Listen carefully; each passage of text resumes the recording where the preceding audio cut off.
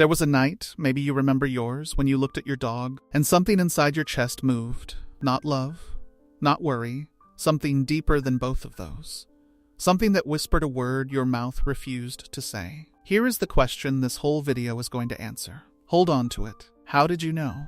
Everyone talks about the signs.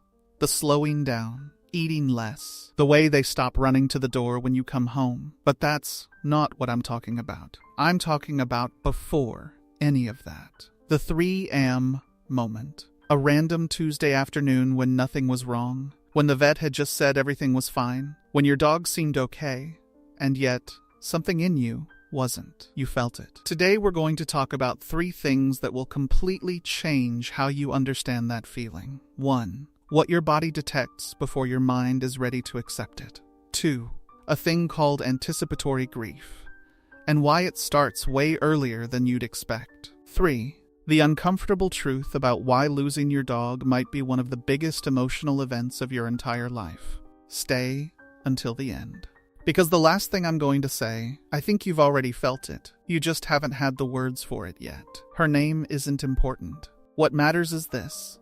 It was a Thursday night in February. Her dog, a 10-year-old shepherd mix named Rollo, was asleep in the hallway, the way he always was, blocking the path to the bathroom like he owned the place. And she stopped walking. She just stood there in the dark kitchen and looked at him sleeping. The way his chest rose and fell, the way his paws twitched, the gray fur that had slowly crept up from his nose all the way to his forehead, so slowly she had stopped noticing it. Until that moment. She didn't cry. She didn't call the vet. She sat down on the cold kitchen floor right next to him, put her hand on his ribs, and felt him breathe. For 40 minutes. She told me later I didn't even know what I was doing. I just couldn't leave. Rollo died 11 weeks later. So here's the question. Was she being dramatic? Was she anxious for no reason? Was she imagining things? Or was her body picking up on something real? Something her mind wasn't ready to face yet? Let's find out. Here's the first truth, and it might surprise you. Your nervous system has been quietly studying your dog for years, and you have no idea how much information it has collected. When 2 living beings bond over years, through daily routines, through sleeping in the same space, through physical closeness, their nervous systems start to sync up. This isn't just a nice idea. Scientists have actually measured it. There's a concept called co-regulation. It basically means that your body learns to read another being's signals and responds to them automatically, without you even thinking about it. You've felt this before. You felt it when your dog pressed up against your leg during a hard moment, and your breathing slowed down, even though you didn't try to slow it. You felt it when your dog couldn't settle, and you realized later that you had been anxious all day too. Now think about it the other way around. What happens when your dog's body starts to change, even subtly? What does your nervous system, which has been tuned into them for years, start to pick up? Scientists who study how humans read social and emotional signals have found something fascinating. We are incredibly sensitive to tiny changes in the people and animals we're bonded with, changes in breathing, shifts in body temperature, the way they carry tension in their muscles. You're not reading these things consciously. You're reading them the way you might sense rain before you see clouds. You feel it in your gut, in a strange, low worry that shows up before you have any reason to explain it. That woman on the kitchen floor, her body had been collecting that data for weeks. Her mind was just finally quiet enough to hear it. Now here's the second truth, and this one might hit harder. You can start to grieve someone before they are even gone, and your mind will do everything it can to hide that from you. This is called anticipatory grief, and it is one of the most common experiences that almost nobody talks about, especially when it comes to losing a pet. Anticipatory grief doesn't look like crying at first. It looks like suddenly paying more attention, noticing every little detail about them, taking more photos than usual, letting them sleep on the bed even though you never used to, holding them a little longer when they greet you at the door. Does any of that sound familiar? That is grief. In its earliest, quietest form, some part of your mind has received a signal. Your conscious mind hasn't caught up yet. So you end up in this strange in-between place where you love harder, because somewhere deep down, you're already starting to say goodbye.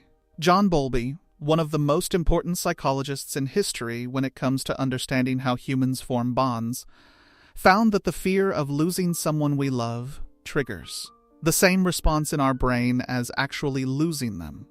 Your body treats the possibility of losing them like it's already happening. And here's the part that might make you need to pause for a second.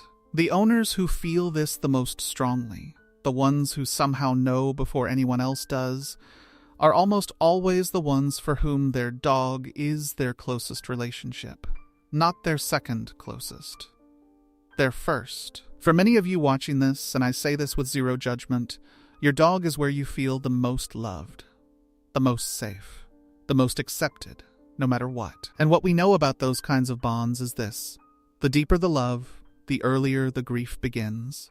Because your body doesn't wait for a diagnosis to start feeling the fear of losing your safest place. Here's the third truth, and this is the one nobody wants to say out loud. The reason you couldn't voice that feeling, the reason you pushed it down, it wasn't really fear. It was closer to loyalty. Think about what happens when you look at your dog and feel that cold, wordless feeling. What's your first instinct? Not to cry, not to call the vet, to tell yourself, stop it. Don't go there. You're overreacting. Why? There's a pattern in human thinking called magical thinking.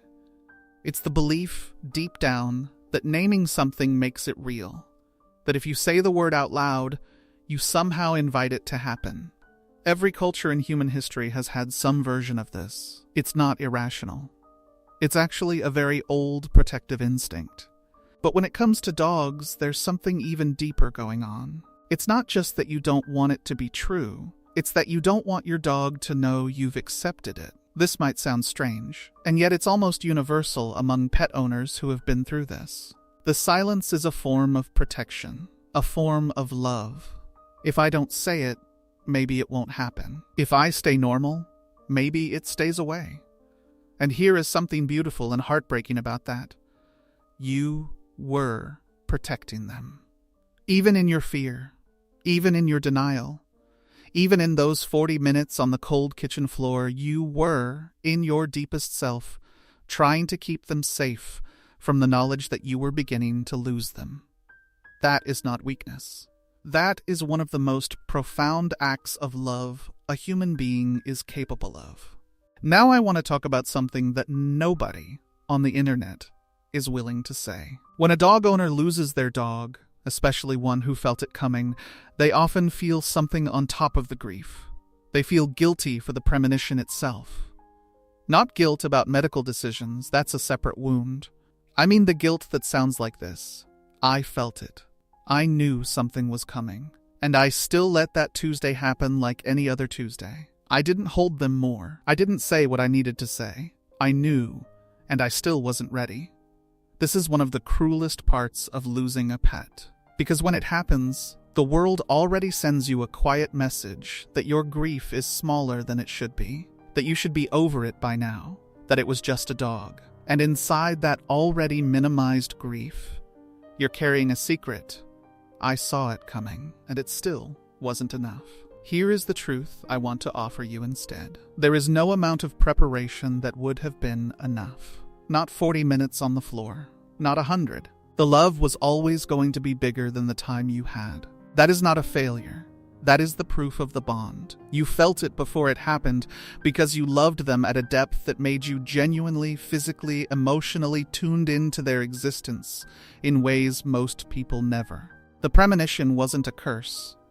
It was the fullest expression of everything you built together. I want to stop for a moment and speak directly to you. If you still have your dog with you tonight, when did you last let yourself be fully present with them? Not distracted, not scrolling, not thinking about your week, just there, with them. And if you've already lost them, if you found this video in the middle of your grief, I want to ask you something different. What did you feel in that time before? And have you ever let yourself accept that what you felt was real? That your body wasn't broken for knowing? Because here's what I believe. The bond between a dog and their person is one of the only relationships in modern life where unconditional love genuinely flows in both directions. Not the idea of it, the real thing. Every single day. Without conditions. Without history. Without the weight of expectations. And when that ends, whenever it ends, what you feel is not too much. It is proportionate to something most people never get to experience at all. You are not too much for loving them this way. You are not crazy for having known. You are not broken for still grieving, whether it's been 11 days or 11 years. You are someone who loved something fully. And that is so rare and so important. I want to go back to that woman on the kitchen floor. 40 minutes, cold tile. Her hand on Rolo's ribs. She didn't know what she was doing in any logical sense. She wasn't performing some ritual. She wasn't consciously saying goodbye. But her body, calibrated to his over 10 years of shared mornings and shared silence, was doing something very old and very human. It was witnessing him, fully, without distraction. It was saying, I am here. I see you. I will not look away. That is what I believe the premonition is. At its deepest level. Not a prediction, not anxiety, not some mysterious signal from the universe. It is your love, finally, completely, honestly facing itself. It is the moment your heart drops all the pretending about forever and simply holds what it has, while it still has it. That 40 minutes on the floor was not fear. That was the purest love she had ever given another living being. And if you've had a moment like that, in a kitchen, a car, on a quiet Sunday afternoon with a dog whose muzzle had gone gray, I want you to hear this. You didn't fail to. Stop it. You succeeded in being present for it. And presence is the only thing love ever really asks of us. That is what your dog has been teaching you all along. If this video reached something in you, something that's been sitting quietly in your chest for a while, I want you to do one thing. Don't share it yet. Don't comment yet. Just sit with your dog tonight, if you still have them. Just sit. And if you want to tell me something about your own moment, your own 40 minutes, your own random Tuesday when something shifted, the comments are open. I read every single one. Here's my question for you. Did you know before it happened? What did that feel like? Because I think you did. And I think it's time that feeling finally got the name it deserves.